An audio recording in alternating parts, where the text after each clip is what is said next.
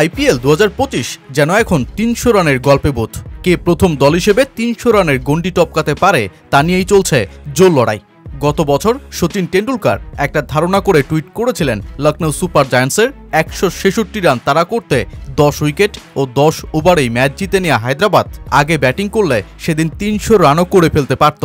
সেই থেকেই যে শুরু, এরপর এখন যেই 300 রানের লড়াই আইপিএল জুড়েই। ধারণা করা হচ্ছিল লখনৌ সুপার জায়ান্টসের বিপক্ষেই এবার 300 রানের ঘর ছুঁতে যাচ্ছে হায়দ্রাবাদ, কিন্তু শার্দুল ঠাকুর যে দলটার স্বপ্নে পানি ঢেলে দিল রীতিমতো। বরং এলএসজির নিকোলাস পুরানের ব্যাটিংয়েই এদিন কাঁপল অরেঞ্জ আর্মিদের ডেরা। আর সুযোগ বুঝে হায়দ্রাবাদকে এলএসজির খোঁচা। 300 রান তো হয়নি, চলো 191 রানই তাড়া করি। আইপিএলের মঞ্চে কে প্রথম দল হিসেবে 300 রান ছুঁতে পারবে, এই প্রশ্নে অধিকাংশদেরই উত্তর হবে হায়দ্রাবাদ। অবশ্য মাঠে দলটা যা করেছে তাতে এই স্বপ্ন দেখতেও তো বাধা নেই। কিন্তু লখনৌয়ের বিপক্ষে দলটার গেল না ভালো সময়। ঋষভ পন্থ হাই রিস্ক নিয়ে দলটার মুখের সামনে প্রথমে ব্যাট করতে যাওয়ার খাবার তুলে দিলেও তা হজম করতে পারেনি হায়দ্রাবাদ। 300 রান তো দূরে থাক, 190 রানেই শেষ অরেঞ্জ আর্মিদের ইনিংস।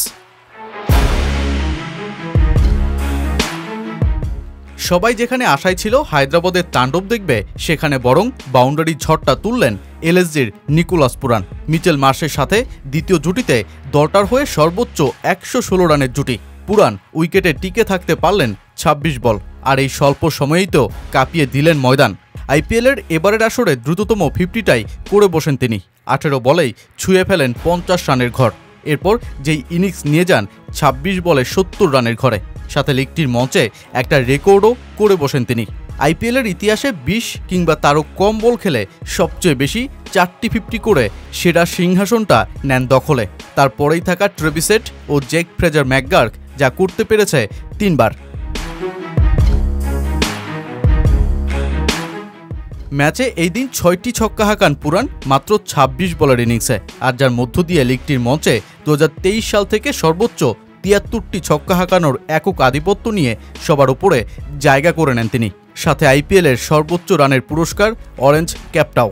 শুধু পুরানই না, ম্যাচের গেম চেঞ্জার হায়দ্রাবাদের আগ্রাসন রুখে দেয়া হিরো 4 উইকেট নিয়ে শার্দুল ঠাকুরের মাথায় ওঠে পার্পল ক্যাপটাও। তবে সে যাই হোক, একটা প্রশ্ন হয়তো ঘুরপাক খাচ্ছে আপনার মাথায়, মাঠটা যখন হায়দ্রাবাদের বিগ স্কোরের, তখন কেন টসে জিতেও ঋষভ পন্থ আগে ব্যাটিংয়ে পাঠালো ওদের? অবশ্য যে প্রশ্নের উত্তরটা দিলেন খোদ নিজেই। আমরা প্রথমে বল করতে চাই, আমি মনে করি ওদের যত দ্রুত সম্ভব আউট করে রান তাড়া করাই ভালো হবে আমাদের জন্য। ব্যাটিং সহায়ক পিচ হলেও দলের কম্বিনেশনের উপর নির্ভর করে এই সিদ্ধান্ত নিতে হয়। তাই আমরা বোলিং বেছে নিয়েছি, যথেষ্ট গভীরতা আছে আমাদের ব্যাটিংয়ে। যত টার্গেটই হোক না কেন, আমরা সেই রান তাড়া করব।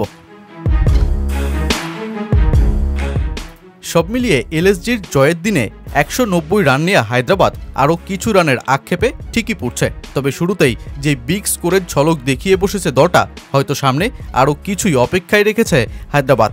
এখন দেখার বিষয় প্রথম 300 রানের প্রত্যাশাটা পূরণ করতে পারে কিনা এই দলটাই।